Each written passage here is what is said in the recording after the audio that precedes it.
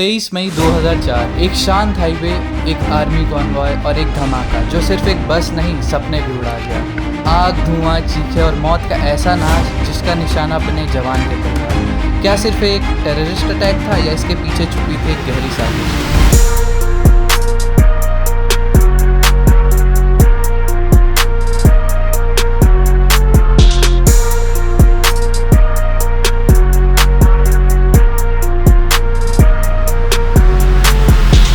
कौन था वो जिसने अपनी नफरत में माओं, बच्चों और जवानों को जिंदा जला दिया?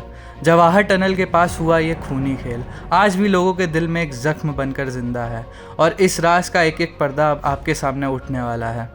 तैयार हो जाओ क्योंकि ये कहानी एक टनल के अंदर छिपे हुए अंधेरे की। ये कहानी एक ऐसे रास्ते की जो कश्मीर को दुनिया से जोड़ता है, जवाहर टनल। पर 2004 में इसी टनल के पास हुआ एक ऐसा ब्लास्ट जिसने पूरे देश को हिलाकर रख दिया।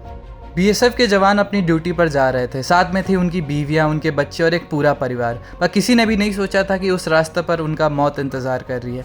धमाका इतना भयंकर था कि पूरी बस छलनी हो गई। औरतों के जले हुए दुपट्टे, बच्चों के जूते और जवानों के यूनिफॉर्म सब कुछ धुएं में बदल गया। और सबसे बड़ा सवाल, किसने किया ये हमला? क्या ये सिर्फ एक टेररिस्ट अटैक था या एक रिवेंज मिशन? और क्यों उन परिवारों को निशाना बनाया गया जो सिर्फ अपने परिवार के साथ एक सफ़र पर निकले थे? आज हम इस वीडियो में बात करेंगे उस खूनी दिन की, उस रास्ते की जो मौत का सफ़र बन गया। नमस्कार दोस्तों, आपका एक और एपिसोड में स्वागत है मिस्ट्रीज एक्सप्लेन यूट्यूब चैनल के, जहां हम उठाते हैं राज से पर्दे और ले जाते हैं आपको उस वक्त के सच के करीब। 23 मई 2004 एक नॉर्मल दिखने वाली सुबह थी। जम्मू श्रीनगर नेशनल हाईवे पर हर दिन की तरह ट्रैफिक था। जवाहर टनल के पास बॉर्डर सिक्योरिटी फोर्स का एक कॉन्वॉय मूव कर रहा था। जवान, उनकी फैमिलीज और कुछ लोकल लोग थे उसमें। लेकिन उस दिन मौत उनका पूरे प्लानिंग के साथ इंतज़ार कर रही थी। कॉन्वॉय में 2 बसेस थी। पहली बस में ज़्यादातर बीएसएफ के जवान थे और उनके साथ उनकी बीवियां और बच्चे सफ़र कर रहे थे। ये बस श्रीनगर से जम्मू जा रही थी और टनल पार करते ही वो एक छोटी सी जगह से गुजरी, लोअर मुंडा। और बस वही था मौत का पॉइंट। जब पहली बस एक छोटे से ब्रिज के ऊपर से गुजरी, एक जोर का धमाका हुआ, पूरी ज़मीन कांप गई, बस हवा में उड़ गई। अगले कुछ सेकंड में सिर्फ आग, धुआं, चीखें और कन्फ्यूजन थी। ये था एक प्री प्लान्ड ब्लास्ट। जब लोग भाग के आए, उन्होंने देखा बस का सिर्फ एक जला हुआ ढांचा बचा था।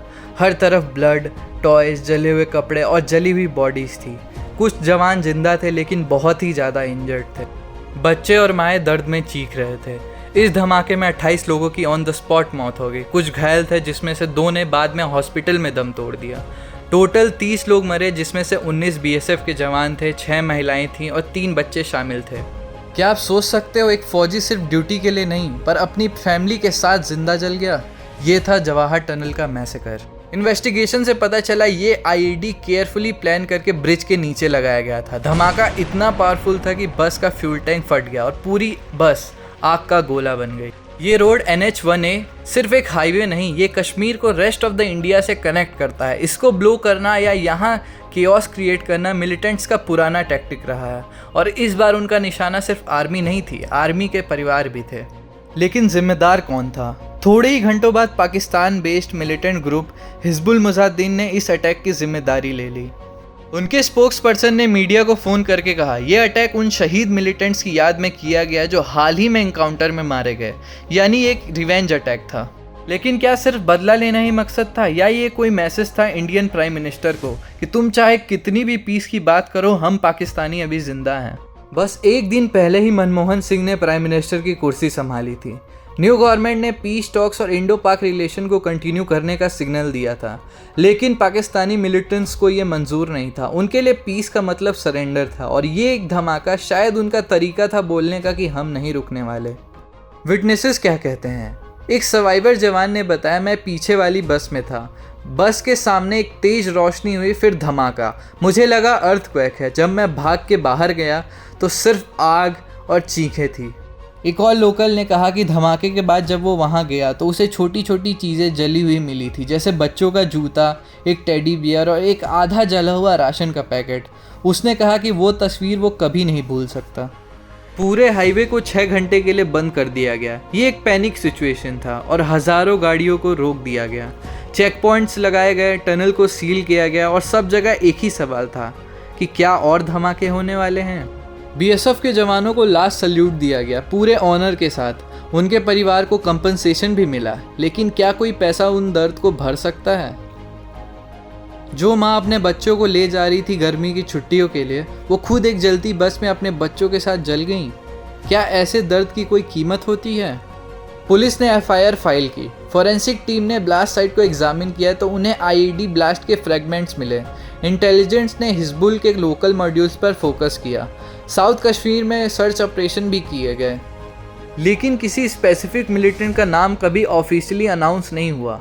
अटैक की प्लानिंग पाकिस्तान के साइड से ही थी, लेकिन उसको एग्जीक्यूट करने वाले लोकल ऑपरेटिव्स ही थे जो पाकिस्तान के लिए काम कर रहे थे।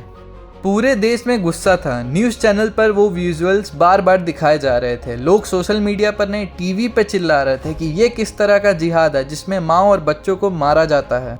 पॉलिटिकल लीडर्स ने भी इसे बारबेरिक कॉवर्डली एक्ट कहा। ऑपोजिशन और रूलिंग पार्टीज दोनों ने स्ट्रांगली कंडेम किया। लोग सड़कों पर कैंडल मार्च लेकर निकले और भारत के फौजियों को सल्यूट किया। लेकिन इस इंसिडेंट से क्या सीखने मिला? हाईवे कॉन्वॉय मूवमेंट का प्रोटोकॉल चेंज हुआ। रोड ओपनिंग पार्टीज आरओपी ज़्यादा एक्टिव हो गई। मूवमेंट टाइमिंग कंट्रोल्ड होने लगा। Bomb disposal squad regular petrol पर लग गए। सिविलियन ट्रैफिक को कॉन्वॉय के टाइम में रोका जाने लगा। आज भी आप कश्मीर हाईवे पर देखो तो ये प्रोटोकॉल फॉलो होता है। पब्लिक एम्पैथी जवानों के परिवारों के लिए बढ़ने लगी। लोगों ने फौजियों के सेक्रीफाइस और उनके दर्द को ज़्यादा समझा। आज भी जवाहर टनल से गुजरते वक्त लोग उस जले हुए बस की तस्वीर याद रखते हैं। वो जवान जो अपनी ड्यूटी के लिए निकले थे, वो माँ जो अपने बच्चों के साथ थी, और वो आतंकवादी जिसके लिए सिर्फ ये एक मैसेज था, उनकी कहानी अब सिर्फ फाइल्स में दब कर रह चुकी हैं। ऐसे हादसे सिर्फ न्यूज़ बनकर रह जाते हैं और किसी कोने में दब जाते हैं, लेकिन उन परिवारों के लिए कभी ख़त्म नहीं होते जिनके साथ ये हुआ है। इस कहानी में ना कोई हैप्पी एंडिंग थी, ना कोई इंसाफ, बस कुछ यादें, कुछ सवाल और एक जख्म जो कभी भर नहीं सकता। ऐसे ही राज, ऐसे ही अनसॉल्व मिस्ट्रीज़ लेकर हम वापस लौटेंगे अगले एपिसोड में। अगर आपको ये वीडियो पसंद आई हो तो लाइक ज़रूर करें, कमेंट्स में अपना ओपिनियन लिखें और चैनल को सब्सक्राइब करना ना भूलें। मैं हूँ मिस्ट्रीज एक्सप्लेन यूट्यूब चैनल का होस्ट। मिलते हैं फिर एक नए सच के साथ। तब तक अंधेरा गहरा है और राज अभी ज़िंदा है।